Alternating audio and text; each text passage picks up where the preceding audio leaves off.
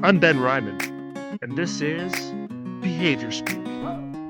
The whiteness mindset makes us all crazy. Again, it's not only limited to people with white phenotypes or who identify culturally white, right? We're all suffering from it, from moving towards more indigenous ways of well-being, including people who identify as white and those who do not. One concept within sort of intergenerational trauma that you highlight is and I've heard of it once before, is this post-traumatic slave syndrome. Can you touch on what that is and how that plays in here? Yeah, so post-traumatic slave syndrome is another thing that we don't see in the DSM, but I think we should. And it is a disorder explained and articulated by Dr. Joy Degruy. And she says that due to the enslavement of African people, a lot of people of African descent in the America have what she calls post-traumatic slave disease, post-traumatic slave syndrome,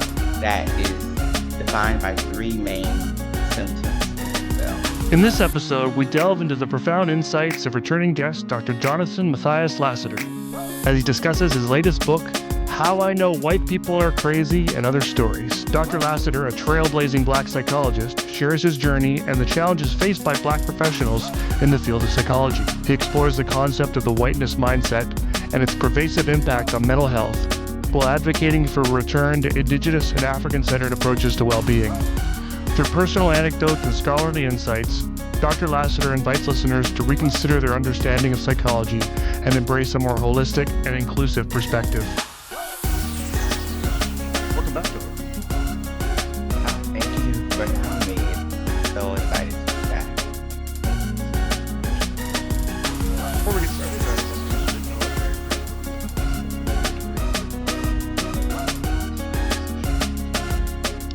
as always, a big move.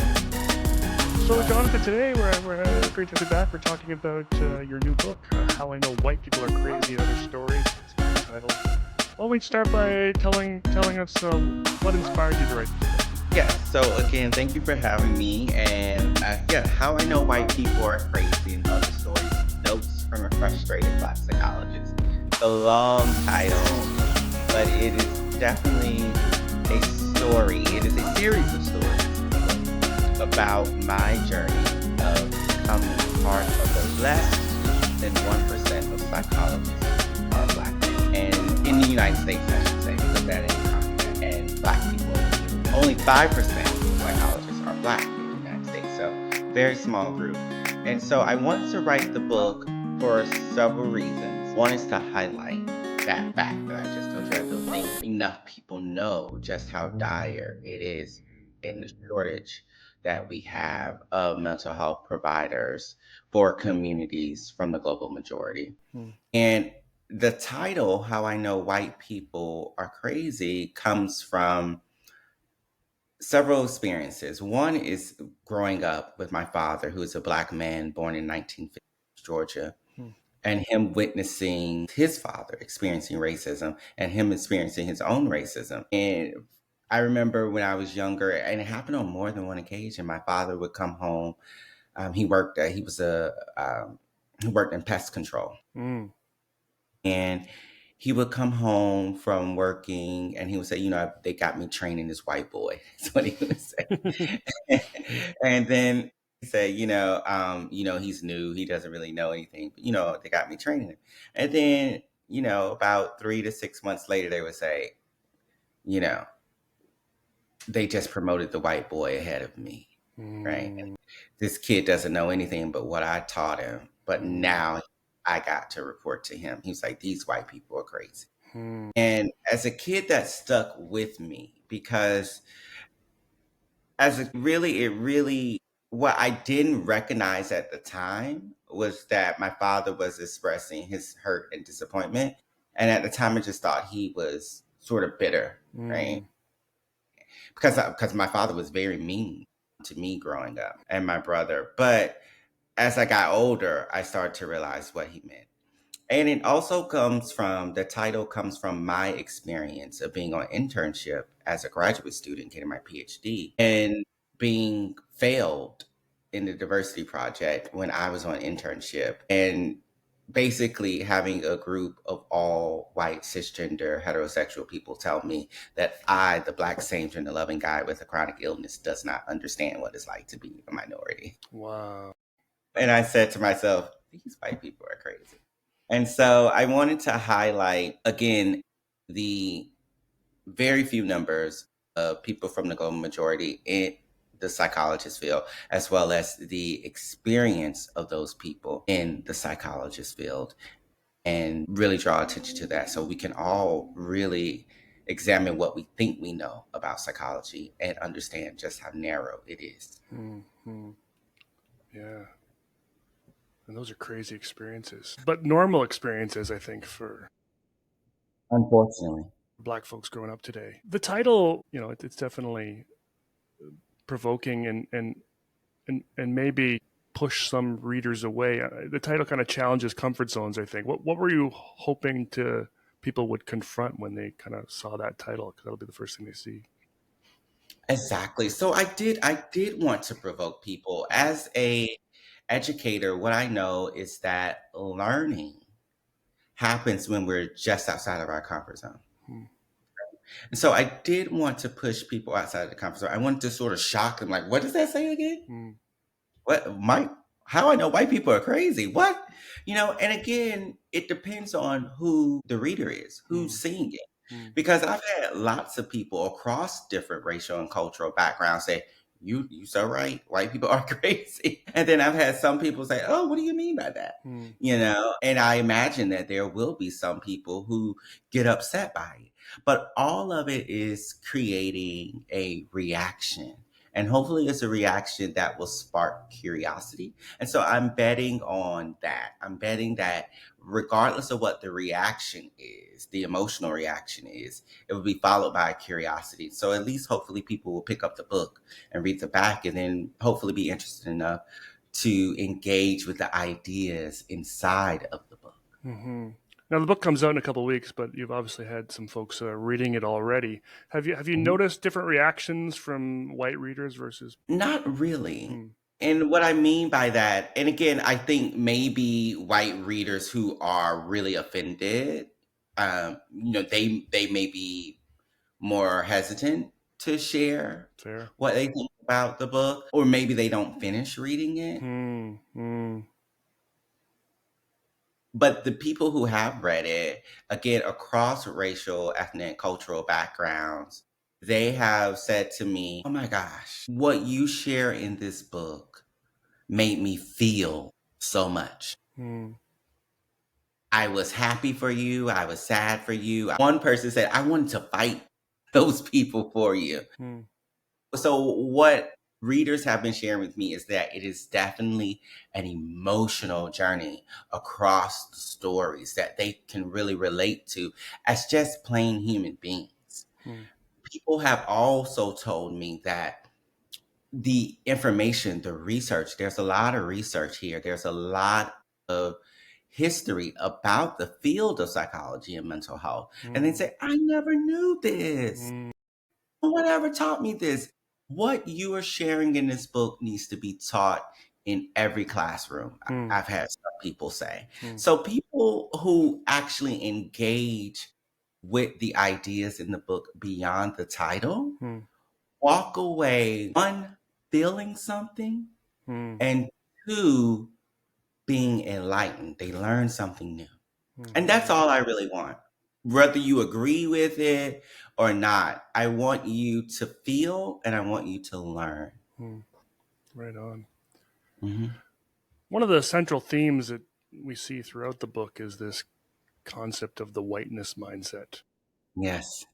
Tell us a little about that. How do you define it, and kind of what the impact does that have on? Yes. So the whiteness mindset is something that I'm trying to define and describe in the book as a set of diagnostic criteria.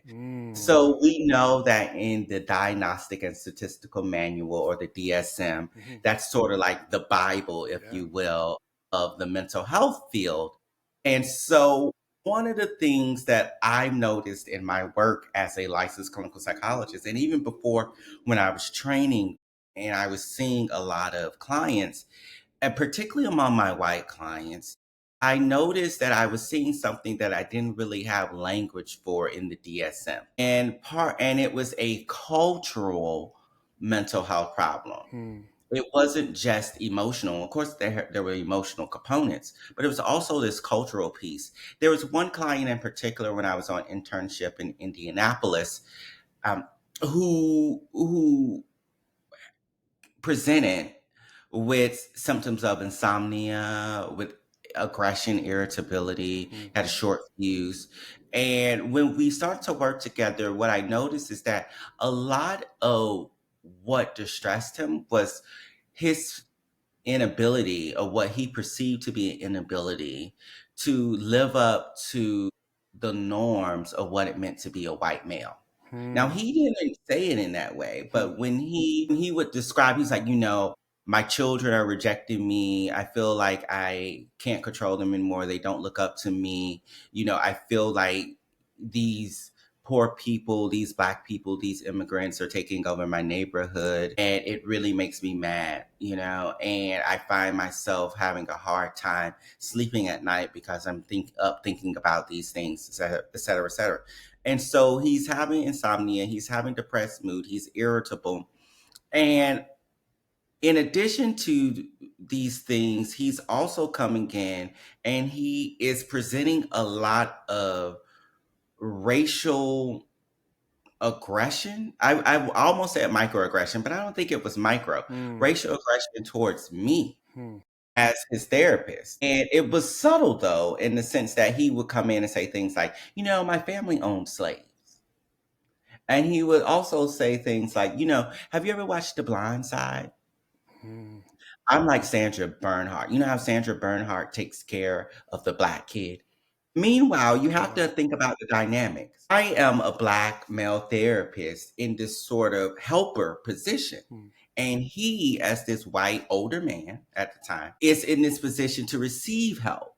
So he really needs to shift this dynamic.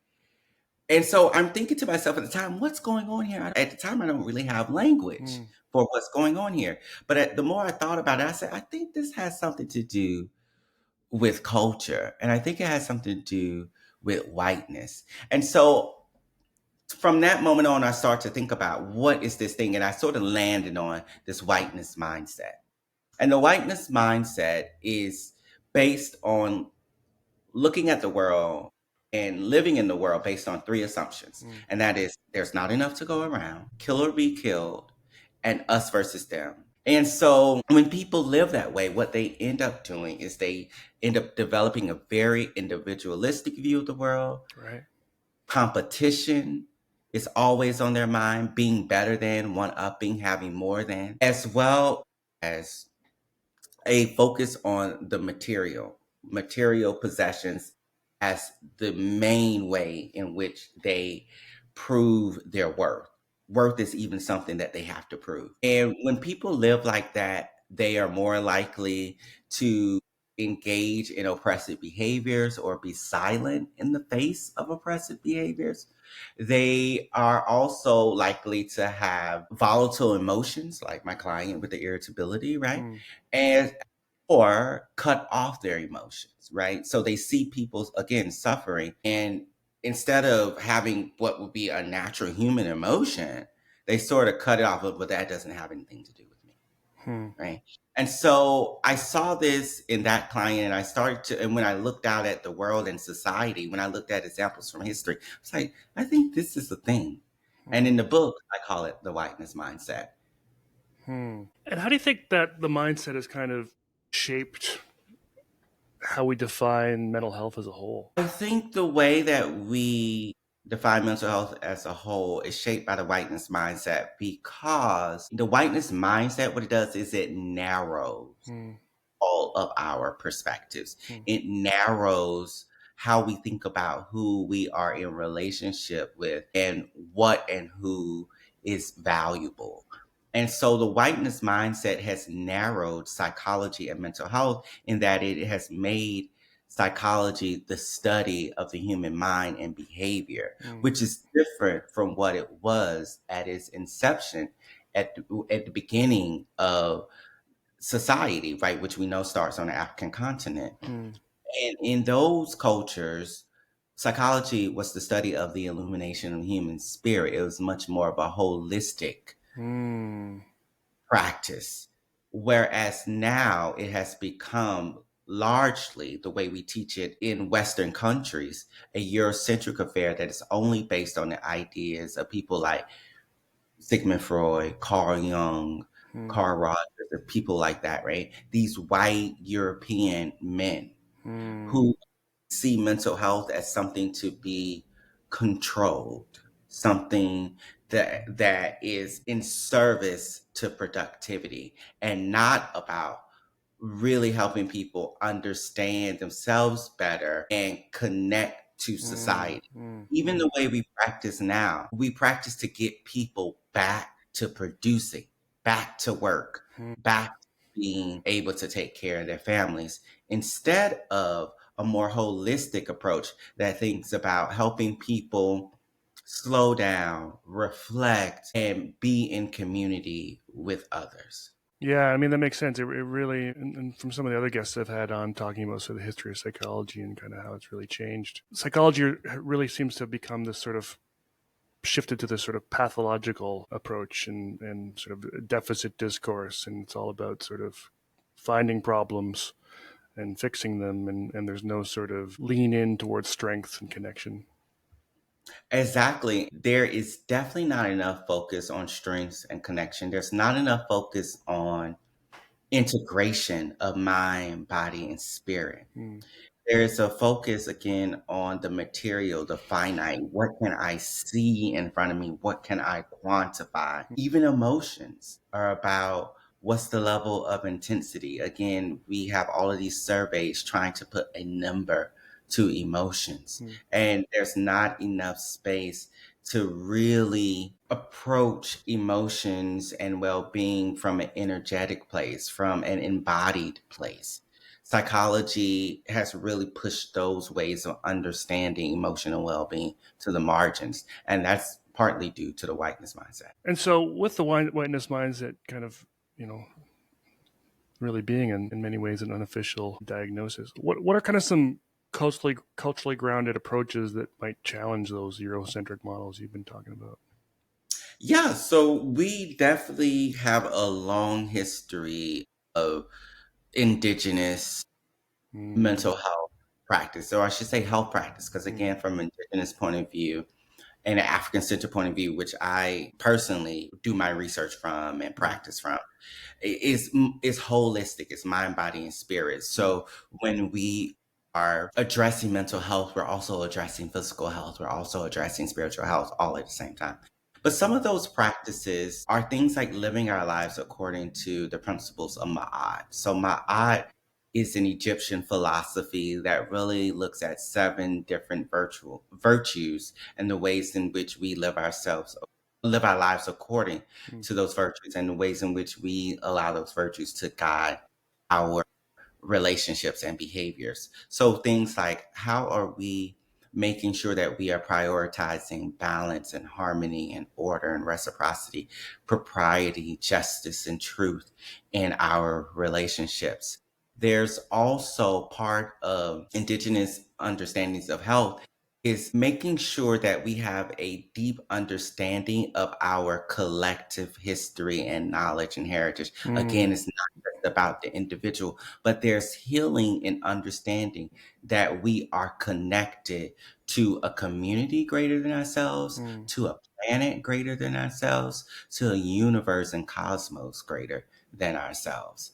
So, those are just some ways of focusing in on different aspects that, again, Western psychology does not put at the center. Mm. And I can really see how that approach would be fully appropriate for clients from the global majority. Can an approach like that work for us crazy white folks, where our history has always been sort of one of colonizing and conquest and individualism?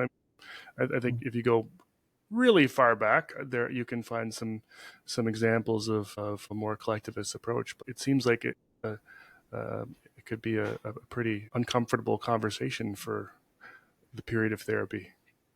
Yeah. So again, when I say how I know white people are crazy, right? But one of the my thesis in the book is that the whiteness mindset makes us all crazy. Again, Mm, it's not only limited to people with white phenotypes or who right. identify culturally white, right? We're all suffering from it. Mm, And because of that, we all can benefit from moving towards more indigenous ways of well-being, yeah. including people who identify as white and those who do not. Because here's the thing, I think a question like that makes me wonder about, and I know you're asking probably like just writ large for Mm-hmm. the group, but it sort of highlights that us versus them sort of mentality Mm, in the whiteness mindset, yeah. because from indigenous perspectives, we're all one. We're Right. all connected, That's true. right? And if we go back to our historical roots, where does humanity starts? It starts on the African continent. And in fact, even the white phenotype, white skin is a genetic development, Mm-hmm. right? But where does that genetic development comes from? Mm, It comes from the same human genetic origin, yeah. right? So those same indigenous cultures and values are the heritages Mm-hmm. of people who currently identify as Yeah. white as well. And they're there waiting to be reclaimed and practiced by us Mm-hmm. all, including white people. Yeah. There doesn't need to be a separation. Mm-hmm. And that's something that I hope people get from the book, is that this book is not about scapegoating anyone, including scapegoating white people, but it's about calling us all in and drawing attention to a problem that's affecting everyone across racial, ethnic, national Mm-hmm. background, and saying there's another way to do things Mm. that is tied to our human origins, and we all can benefit from No, I think that's a really great answer. And I appreciate you giving me an out as sort of this is a that. question I'm asking as an interviewer, but it does come from a place of bias as well, you know? And so I appreciate you kind of bringing us back to the fact that we all came from the same place. We all came from sort of one larger sort of pan continental culture that sort of spread out over the world over the many thousands of years, and we all had a connection to each other and a connection to spirituality and sort of a collectivist approach to things. And it was only sort of all the things that kind of happened afterwards that changed things. And so I think that can give some hope for folks, that folks of any culture can access, these areas that you said psychology was originally intended to be, and sort of the illumination of spirit and whatnot. So I think that's pretty powerful. And that's what I really try to highlight in the book, the um, particularly in the epilogue and the Mm, postscript. I mm, really put in some practical tips about how we might go about doing that work of reclaiming those African centered ways mm, of being. Because again, we're all suffering from the mm-hmm, white mindset, mm-hmm, and we don't have to. So again, I really hope that people who actually engage with the ideas in the book see it as a calling in, see it as mm-hmm, call, and not as trying to blame any particular group. And one of the ways I try to do that is not only by providing strategies for us all, but it's also I highlight the whiteness mindset within myself mm, throughout the book, because again, all of us are susceptible to the whiteness mindset, and none of us, particularly in Western societies that are influenced by a Eurocentric culture, are left unscathed, right? mm. We are all exposed to it, and we all ingest this. It's in the air. So if we're breathing, we're ingesting it. And we all have it in us at different degrees and levels. And it's harming us all. And so I really want to highlight that none of us are perfect. None of us are unscathed, and we all can do better. And I hope to provide some steps towards how we might do that in the Hmm. book. Hmm. That's great. Another sort of theme that you kind of start early in the book on, I think, and something I've had a number of conversations on the show about is this idea of intergenerational trauma. Mm. And we just talked about Indigenous peoples, and I think that community has done, sadly, a great job of educating some of us on the effects of intergenerational trauma. Me being up here in Canada, that's a big conversation today. One concept within sort of intergenerational trauma that you highlight and I've heard about it once before, is this post-traumatic slave syndrome. Can you touch on what that is and kind of how that plays in here? Yeah, so post traumatic slave syndrome is another thing that we don't see in the DSM, Mm-hmm. but I think we should. And it is a disorder explained and articulated by Dr. Joy Degruy, who is a doctor in social work. She has her doctorate in social work research. And she says that due to the enslavement of African people, a lot of people of African descent in the Americas have what she calls post-traumatic slave syndrome that is defined by three main symptoms, if you will. One is vacant esteem, meaning that people have no self-esteem and no collective esteem Hmm. because of the ways in which Black culture has been delegitimized, marginalized, dehumanized Hmm. across time. There is ever present anger, and that is this sort of anger, irritability that is bubbling under the surface at Hmm. all times because of the ways in which Black people's goals and dreams have been hindered at every single step of the way. You know, if you think about something like the Black Wall Street, right, and Hmm. down in Tulsa, where people say, "Well, why don't Black people do better, create their own communities?" Well, when they do, guess what happened? White people come in and still destroy them. They burn up the whole town. They lynch people, things like that. We saw that with the move bombings in Philadelphia, and there's countless examples of when people from the global majority do try to create their own avenues and say, listen, you don't want us here. We don't need to be here. The opposing white forces come through and still hinder their progress. And so that ever present anger is a result of that, it can be a result of that. And then there is the racist socialization. And that is when people of African descent believe negative racist stereotypes about themselves and then Hmm. them on to their families and communities.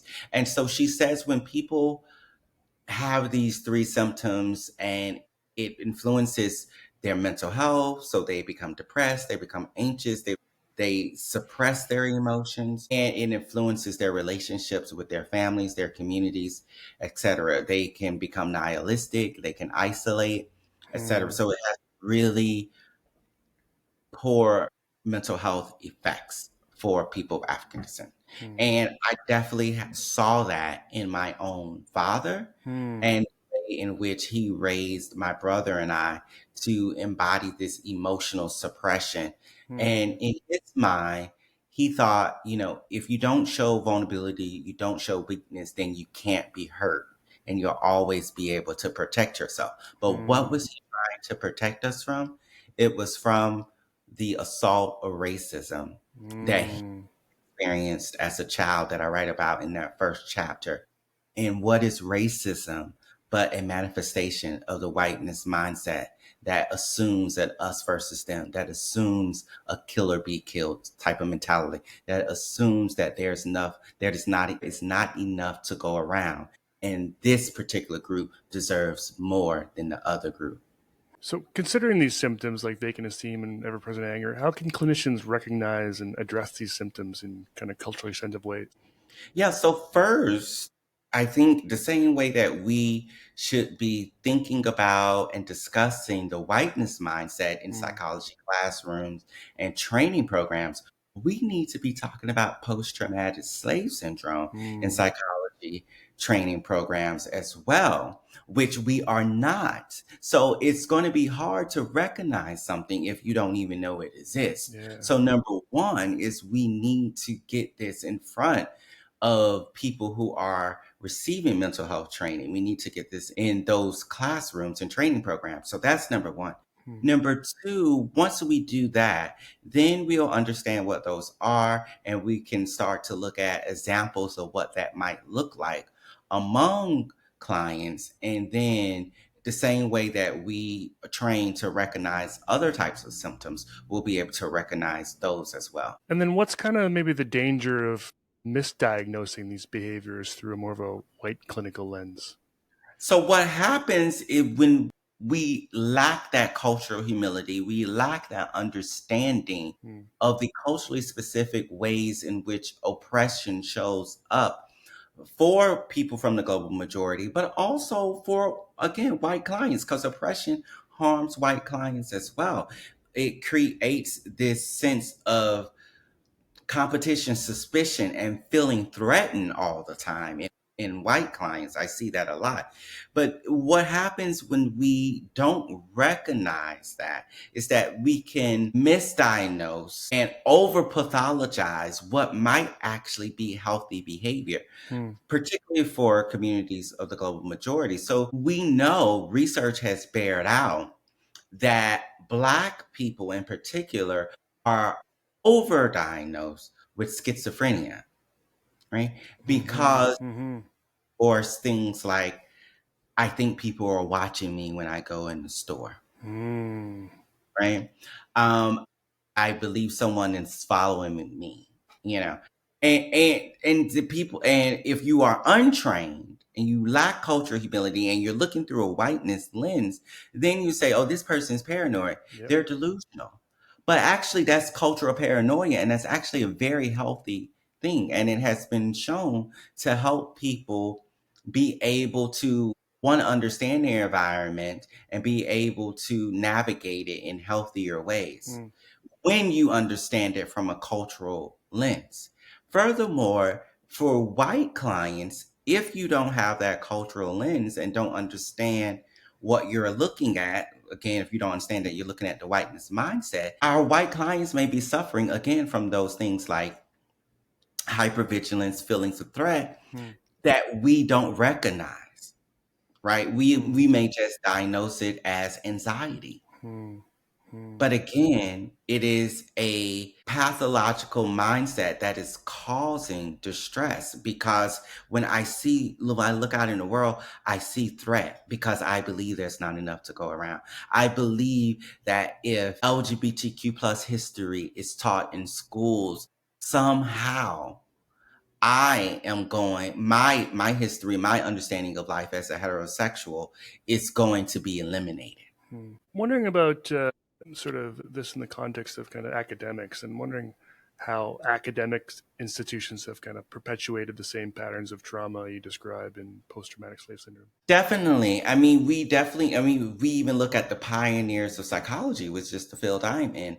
A lot of them had very racist views. A lot of them had very homophobic views. I mean, homosexuality was in the DSM as a mental health disorder for a very long time. It wasn't until the 80s that it was taken out.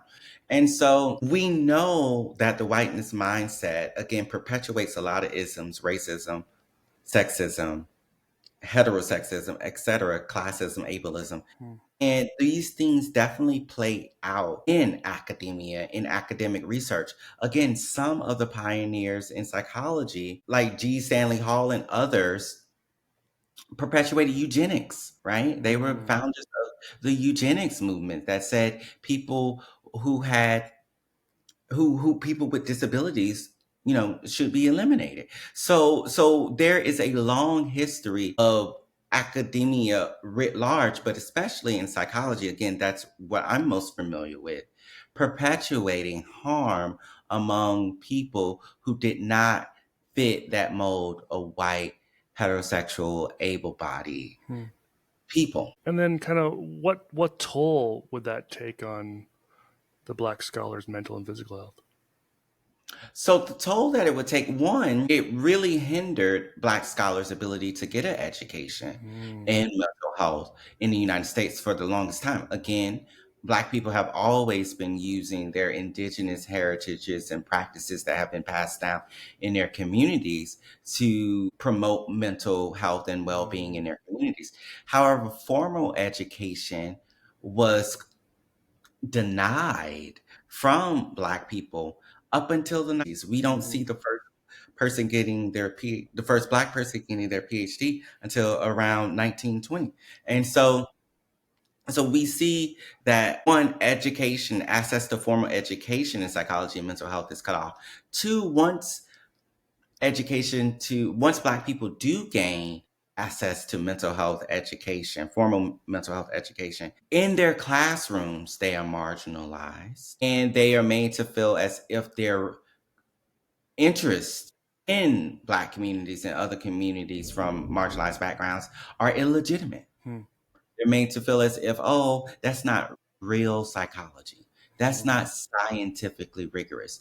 You should do something else. They're made to believe that their cultural values, such as spirituality, is pseudoscience instead of something that is very real and has real mental health effects, often very beneficial mental health effects. So at every turn, they are marginalized and delegitimized in their education, and let alone the racist experiences that they experience from professors ignoring them, from professors scrutinizing their work closer than they would their white counterparts, to professors rolling their eyes when they ask questions in class, to professors perpetuating negative stereotypes about Black intelligence mm. in the guise of research in class. And I've seen this both as a student and also as a faculty member who has mentored not just Black students, but Pakistani students, Vietnamese students, etc., who are in these PhD training programs, and they're coming to me as the only person on faculty. I was the only person of color on faculty at both of the institutions where I worked. Mm, And they say, Dr. Lassiter, I don't know what to do. People look at me like I'm crazy when I speak in class mm, and tell them about the experiences from my community. My professor, that rolling eyes comment, I literally had a student say, the professors rolls their eyes every time I ask a question in mm. class. So these are the sorts of experiences that students from the global majority are having in class. It makes it hard to get an education. Hmm. It makes it hard for them to persevere and sustain, because the education itself is already very rigorous, but now they have to deal with this bias treatment on top of that. You critique something you call the nice white woman syndrome in psychology. Yes. What does authentic allyship look like beyond Yeah. performance? Yeah. So yeah, nice white woman Hmm, syndrome, if you will, I found that I experienced that as a faculty member among some of my white women colleagues. hmm, White women make up the largest single demographic in the psychology profession. hmm, And so one of the stories I write about is how one of my white female colleagues came to me wanting advice about how to work with a Black student who was struggling in class. And she presented it as this sort of well meaning question. But at the end of our exchange, what I really realized is that she was feeling a lot of guilt and she sort of wanted me to absolve her of her guilt. hmm. Right. And Yeah. so I said, oh, okay. So this nice white woman syndrome is about being nice. Like she wanted to seem like a good person. However, she was not willing to go against the status quo. She was not willing to rock the boat. She was not willing to question the curriculum that Hmm, marginalized this Black student. She was not willing to advocate for activities and lesson plans that were more inclusive. She was not willing to advocate for bigger budgets and for more inclusive recruitment of faculty so hmm, that students who are not white, who are not heterosexual, would not have faculty members who they did not feel understood their lived experience. And so when we talk about allyship beyond a performative presentation, what we're talking about are people who are willing to put action behind their words, people who are willing to rock the boat, people who are willing to upset and risk their own positions because they understand that justice is more important than comfort. And so, you've kind of alluded to some of this already, but what are some other things that white colleagues can do to kind of share the burden of racial justice work versus shifting it? Yes. So, one of the things that again, is creating the type of environment that I know they know is needed because I hear them talk about it, right? So, again, as a faculty member, I've had the gift and the curse, if you will, of being very up close in these environments and hearing people say, we need a reading group about diversity, about intersectionality. So they understand these things are important. But again, when it's time to create budgets so that students from marginalized backgrounds can have their own affinity groups within psychology, when it is time to hire faculty, when it's time to make curriculum changes, when it's time to look at pedagogical methods that may or may not be working, instead of making shifts and changing those things to be more inclusive, to prioritize different ways of learning instead of just PowerPoints, they don't do that. So to share that burden, they need to start to do those things to make more inclusive spaces and not just talk about it. We know what to do because it's already out there in the literature. People way smarter than me have already written about this and it's documented. So we just need to do it. This book seems to be, in many ways, kind of a DSM-6 with all these new terms and syndromes. Another one you write about is Clyde Ferguson syndrome. What is that? And tell me a little bit about that. Yes, so the Clyde Ferguson syndrome, so that's not something that I Hmm. created, by the way. Hmm. But it is a syndrome that other scholars have written about, and it describes the burden and the physical health toll that being a person from the global majority and being excellent, if you will, high achieving, takes on one's physical health. So Clyde Ferguson was a professor at an Ivy League institution, and I'm forgetting the exact one right now. But he was a very, again, high achieving professor and was a pioneer in a lot of ways. And what happened though is that he had so much stress because people were saying, "Oh my gosh, you're doing so great. Do more. Do more." And we want you to do more, but we're not going to give you the resources so that you can do more with ease. And so basically saying, mentor more students, do more research, serve on more committees, but we're not going to give you more money. We're not going to give you time for vacations or sabbatical, which is common in academia, which is time off, right? We're not going to give you time to do this work. We still want you to show up and do everything else. And what happens is that takes a toll on one's physical health. And Clyde Ferguson ended up dying a premature death. And so we see this among a lot of scholars and academics from the global majority. And again, in the book, I share this in terms of psychology, but this also happens across a lot of different professions. People who are very high achieving and they get cancer, right? And they die young of cancer, or they have an aneurysm or a stroke or something like that, right? And so there are these ways in which being, again, from the global majority and being high achieving has a negative toll on the health of people, and it can be life threatening.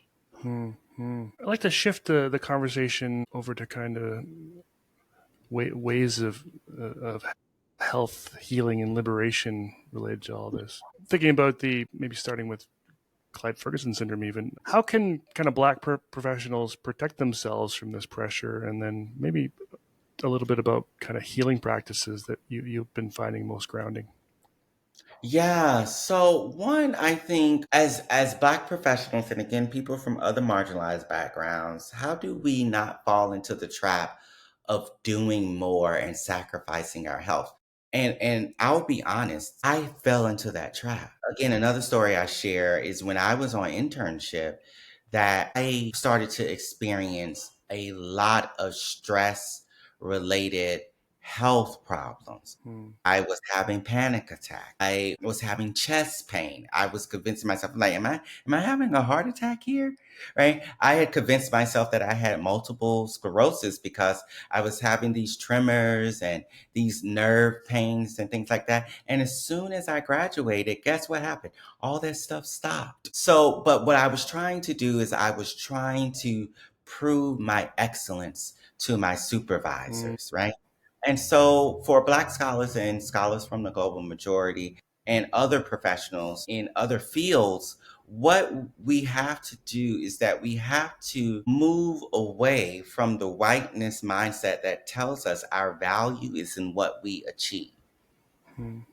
and understand that we have value in these spaces, not because of what we achieve, not because of how much money we make, how many projects we complete, what grades we get, but because of who we are, because of the quality of our relationships, how we show up as authentically in the space.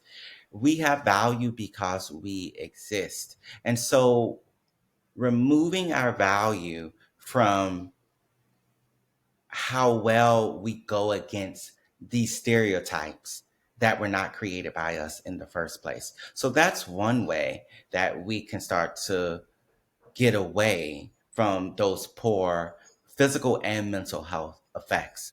Some of the things that I have done in my own life and that I write about in the book as potential strategies is one, I always start with awareness. We Mm. need to be educated about systems and ways of well-being outside of the whiteness mindset. Mm. And what I've learned firsthand is that Western educational systems is not going to do that. They are Mm. not to do that. So we have to do it ourselves. But luckily, we have the internet and we have access to tons of books so that we can educate ourselves. So first, we need to familiarize ourselves with different cultural groups, different indigenous ways of being that have existed since the beginning of time, and start to harness those ways of healing and well-being and health practices that they have been using since the beginning and see how we might integrate them into our own lives for our own well-being. Another thing that I recommend is to stop spending our time, again, trying to prove our humanity and having conversations with people who are not interested in seeing our humanity. Mm. So, again, part of the whiteness mindset is this assumption of us versus them, Right. right? And so, when you are engaging with someone who has that mindset, regardless of what you say, they're going to see you as somehow different from them. They're going to see you, and not just different, but deficient. Mm. And they are not going to recognize your humanity. And so we have to stop trying to convince people of our humanity when people have shown us time and time again that they are willing to sacrifice themselves and they are willing to let the world around them burn in order so that they can feel superior to us. Mm. Because that's just going, when we continue to try to put our energy into relationships with those types of people, it drains us and it harms us. And I say reconnect with spirituality, Mm. reconnect with community is a big way of healing that has been helpful for me and my clients, as well as part of spirituality is reconnecting with nature as well. So I practice in New York City. My therapy practice is in New York City. Mm. So it's the concrete jungle, if you Mm. will. But one of the ways that I try to help my clients reconnect with nature, even when we're surrounded by these huge, tall buildings, is by going out when you have a chance and looking up at the sky, Hmm. looking up at the tops of buildings and notice things that you wouldn't normally notice and take a time to just breathe and ground and Hmm. be present. Those are some ancient ways. Being present is an ancient way of connecting with our well being, connecting with ourselves, connecting with the environment around us. And it can do wonders. They're simple ways, but they can do wonders for our well being. Hmm. So I encourage us to start there. I love that. Mhm. You write about the principles of Ma'at, truth, My Ma'at, truth, justice, harmony, and balance as Mhm. a path to healing. What does that look like in practice? Yeah. So, for instance, right, when we think about the principles of Ma'at, like you said, truth is one of those Hmm. principles, right? And so when we look at that, are we being honest in our communication, not just with others, Hmm. but with ourselves as well? Are we being honest in our communications? Are we, part of that honesty is, are we allowing our emotions to live and to exist without being hypercritical of them? I have so many clients who may feel scared or anxious, and instead of allowing that to exist in all of its honesty and truth, they will say, "What's wrong with me? Why can't Hmm. I stop feeling this way?" Right? And so there are ways in which we must start to be honest about what we're feeling and to approach that with self compassion. So that's what truth might look like. And that's one of the ways that I work with that principle of Ma'at with clients. Another principle of Ma'at is order. So this is making sure that our minds and our is free of clutter, and that we have a centered, grounded consciousness. And Hmm. so one of the ways that I work with clients on this is by helping them do something that a lot of people do, and that is to minimize social media, doom scrolling, and bad news intake. Hmm. Right? And so, because what does that do? It clutters up our mind. And so if we're putting negativity in, guess what we're going to get? Negativity out. Hmm. And so part of what I try to do is do something very simple. If you're going to look at the news, then maybe only an hour a day, right? Hmm. And how do you maybe add in good news, right? Hmm. What good news stories, what positive news stories do you want to add in to maybe Hmm. balance out the bad news as well? Because I have some of my clients who are like, yeah, you know what? I should limit it. But then some clients are like, but I want to be informed, right? And so again, so if you want to be informed and you're taking in the bad news, how do you also balance it with positive news, right? Hmm. And then I also think about the principle of harmony is something that I work with a lot of my clients with.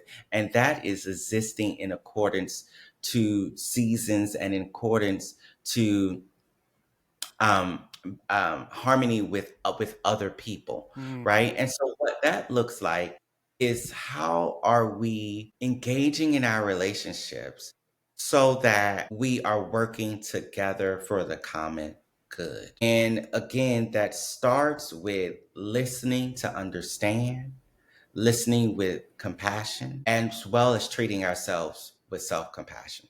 And Hmm. so, those are just a few of the ways in which those principles of Ma'at are addressed in the work that I do with my clients, Hmm. and that I help them sort of try to live those principles in their own lives. You write a lot about love in this book too, Mhm. and you expand love beyond romance to community, friendship, self. How does love function as an act of resistance and liberation in your work? I think love is probably one of our greatest tools in resisting oppression and resisting the whiteness Hmm. mindset and resisting harm towards our well being. Because love is not just a word, it is an action, it is energy, it is a life force, it's part of the life force. And so when we show up with love, again, for ourselves and for others, what we are doing is that we are unifying the cells in our bodies. We are connecting with the oneness. Again, African centered psychology, those indigenous psychologists focuses in on how we are all one. We're all part of the same Hmm. universal substance, the same substance that animates and constitutes the trees. It's the same substance that constitutes us. The same substance that constitutes the air constitutes us. We're all one. And love is part of that. And so when we prioritize love, then what we are doing is that we are integrating all of those parts of ourselves. We're integrating ourselves with the people in our communities, in our Hmm. families. Whereas bias and oppression is like a repellent, Hmm. right? We're fighting against ourselves and our communities. We're fighting against that substance, that our oneness. And so love helps us integrate our oneness. And that is a very powerful resource against all of these biases and all of this oppression that just fragments us. Thinking about kind of the future here, what do you think a truly black centered psychology could look like in practice? Yeah, so when I think about Black centered psychology, I really think about an African centered psychology. Hmm. And I make that distinction because African centered psychology is a psychology that is based on the principles and philosophies that originate on the African continent. And so again, this is a psychology that predates all other forms of psychology. Hmm. And this psychology, it is diverse. However, it does have some unifying themes, and those themes are spirituality. It is collective self knowledge. It is communalism. And so, a truly African centered psychology, again, if we just think about those three principles alone, they are liberatory for everyone, not just people of African descent. Hmm. And so, a truly African centered psychology looks like prioritizing those. It looks inclusive. It looks like making space for different ways of being, and none of them are deficient, but we have a plurality instead of a paradigm that is about dominance and Hmm. supremacy, which is what we have now. Hmm. And so, what changes do you think are most urgently needed in graduate training or professional organizations? So I think the number one change that I think could help drastically change a lot of the problems that I write about in the book is by allowing people from the global majority, those communities, to have their own organizations and be in charge of the training of the mental health professionals in their communities. Hmm. Right now, the American Psychological Association, which is an association founded by white, predominantly heterosexual men, and has a history of racism, homophobia, ableism, currently has the power to define what appropriate mental health looks like Hmm. for everyone. However, today in 2025 and beyond, we have people like myself and others who are trained mental health professionals who understand how to build curriculums, how to go about and do training, but we're not allowed to unless it aligns with the norms of a community that does not understand our lived experience. Hmm. And a community that has often used mental health to harm our communities. Hmm. So we need to give communities of color autonomy to define mental health and to be in charge of training mental health for their own communities. And so that can look like, again, people like myself who have PhDs, but it could also look like those community based healers Hmm. that are already existing. And so I think that's the number one thing that needs to change because until then, we're basically integrating people into a burning house. Hmm. And what I mean by that, again, I was on PhD faculty and I brought a lot of students from the global majority into that program. And once they got there, they were traumatized. Mm. They experienced a lot of racism. They experienced a lot of xenophobia. They experienced a lot of sexism. And so I ended up feeling bad because I had good intentions. I wanted to bring them into this program so they could get the training so they can go back out to their communities and help their communities with mental health. Mm. But in the process of getting the education, they're being abused. Mm. And so until communities from the global majority have the autonomy to build their own spaces and to Mm. define mental health for themselves and for their communities, then basically we're just going to be bringing people into a system that's going to abuse them Mm. and harm them and brainwash them into a system that doesn't even really work for white people themselves. And thinking about the white people, for our white listeners who want to participate in dismantling the whiteness mindset, where should they start?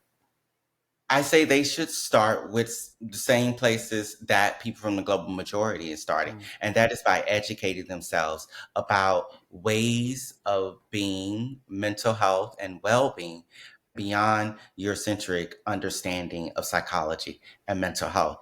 We need to go back to the source, and that source is are those indigenous. It is that African centered psychology, because again, these things predate all other thinking and practices of well-being on the planet. So if we really want to have a more holistic understanding of well-being and health for everyone, regardless of racial, cultural, ethnic background, we need to start there. What do you hope readers will take away from this book? So I really hope readers take away that what they think they know about psychology is very narrow. Again, people who have read the book already, they say, I didn't know half this stuff. Like you mentioned that we need an idea because I introduced so many terms, Mm. right? People are like, I didn't know this existed. That thing, right? And so what that tells me is that how much has been hidden from us? How much has been kept from us? I'm trying to present that in this book. I want people to walk away after reading this book saying, wow, what I thought I knew about psychology, so narrow. And I want them to know that what they think they know about psychologists, both Mm. psychologists like myself from the global majority, as well as white psychologists, is very Mm. narrow. And finally, I want readers to walk away having an emotional connection and experience. Because again, I spent a lot of time highlighting my emotions from childhood up through becoming a professional. And because emotions are one of the most human experiences that we all have. And I want people to have a human experience, an emotional experience, and I want them to be changed and touched by the emotions and the emotional stories in this book. Mm. So that's what I want people to take away. And how has writing this book kind of transformed you? I think writing this book definitely took me back to moments of my own pain and Mm. trauma. Mm. And more than that, though, it helped me tap into my power. Mm. It helped me tap into, oh, wow, I've overcome a lot. It has also helped me tap into some of the things that I thought were a negative experience were actually experiences that created a lot of growth. And now I have so much more gratitude for. Mm. And writing this book has also helped me feel powerful in the sense that, again, I get the opportunity to share stories and experiences that so many people don't know about. And hopefully, people will walk away with an expanded insight and deeper emotional experience and motivation Mm. to do something different, to live in a more holistic way, to live in a way that is more connected to others, where they don't see people as threats, where they see people as community members to be in unity with. So I am very hopeful that people will get that out of this book. And I feel very lucky and very powerful, very empowered to be able to do this work and to write this book and have it shared with so many. The book is called How I Know White People Are Crazy and Other Stories. The author, Dr. Jonathan Mathias Lassiter. Jonathan, thanks for coming on the show and telling us all about this book. Thank you so much for having me. For more wisdom from Dr. Lassiter, check out my conversation with Jonathan last year in episode 178, where we dig deep into African-centered psychology. To purchase a copy of his book, check out our link in the show notes. You can find us on Instagram and TikTok, and subscribe to our YouTube page at Behaviour Speak. And if you enjoyed this episode, please leave us a review on Apple Podcasts or Spotify.